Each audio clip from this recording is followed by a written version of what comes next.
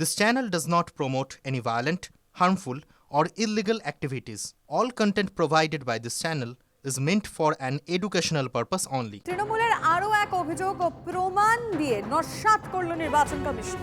হাওড়ার উদয়নারায়ণপুরে ভোট দিতে যাওয়া বৃদ্ধের মৃত্যুর সঙ্গে কেন্দ্রীয় বাহিনীর কোনো সম্পর্ক নেই।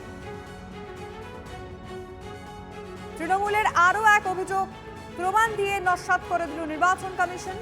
হাওড়ার উদয়নারায়ণপুরে ভোট দিতে যাওয়া বৃদ্ধের মৃত্যুর সঙ্গে কেন্দ্রীয় বাহিনীর কোনো সম্পর্ক নেই, সেই ছবি প্রকাশ্যে আনা হলো নির্বাচন কমিশনের তরফে। ছেলের সঙ্গে ভোট দিতে বুথে ঢুকেছিলেন 82 বছরের পূর্ণচন্দ্র দলুই।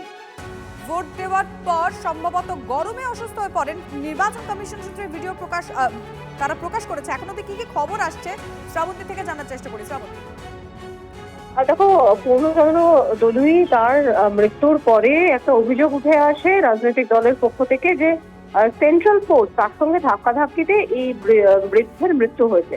আজকে সরাসরি একেবারে বুথের ভিডিও প্রকাশ করলো কমিশন, যেখানে দেখা যাচ্ছে যে ওই ব্যক্তি ভোট দিতে গিয়েছেন এবং তার সঙ্গে তার আত্মীয়ও রয়েছেন। যখন ব্যালট ইউনিটে তিনি ভোট দেন তার পরপরই অসুস্থ হয়ে সেখানেই মারা যান। ফলে সেখানে কোনো রকম কেন্দ্রীয় বাহিনীকে দেখা যায়নি। সেই ভিডিও আমরা দেখালাম টিভি9 বাংলা পর্দায়। ধন্যবাদ। টানা চতুর্থবার রাজ্যে সরকার গড়া নিয়ে আত্মবিশ্বাসী মমতা। 226 বেরোবে, 230ও হতে পারে।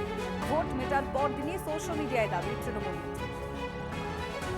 অত্যাচার সহ্য করে সেন্ট্রাল ফোর্স এবং এখানকার ফোর্স সবার যৌথ অত্যাচার সহ্য করেও টোটাল সমস্ত machinery government of India, prime minister, home minister থেকে শুরু করে পুরো গভর্নমেন্ট অফ ইন্ডিয়া এবং 19টা রাজ্যের বিজেপি নেতাদের এবং অর্থ ভাণ্ডার, শক্তির ভাণ্ডার, বন্দুকের ভাণ্ডার নিয়ে যারা বাংলার মানুষকে জব্দ করতে চেয়েছিলেন, জব্দ তারা কিন্তু ভোট বাক্সে হয়ে গেছে।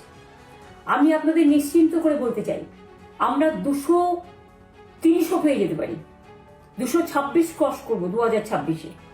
মানুষ যে বিপুলভাবে ভোট দিয়েছে, আমার তাদের প্রতি পুরো ভরসা, বিশ্বাস, আস্থা আছে। ওরা তো আপনারা জানেন ইডি, সিবিআই, ইনকাম ট্যাক্স সবাইকেই চমকায় এবং সেন্ট্রাল ফোর্স যে ব্যবহার কাল করেছে এবং তাতে যে নতুন পুলিশগুলো অ্যাপয়েন্টমেন্ট হয়েছিল যারা আমার হাতে ছিল না, তারা ভীষণ মেয়েদের মেরেছে, বাচ্চাদের মেরেছে। যে ভদ্রলোক উদয়নারায়ণপুরে ভোট দিতে গিয়ে মারা গিয়েছে, আমি তার শোকাহত পরিবারকে সমবেদনা জানাবার ভাষা আমার নেই, কিন্তু পরিবারটার পাশে আমরা থাকবো। যাদের তৃণমূল কংগ্রেসরা জীবন দিয়ে লড়াই করেছেন, মার খেয়েছেন, তবুও তারা এলাকা ছেড়ে যাননি। অনেককে ইচ্ছে করে অ্যারেস্টও করা হয়েছে যাতে তারা এজেন্ট হিসেবে কাজ করতে না পারে।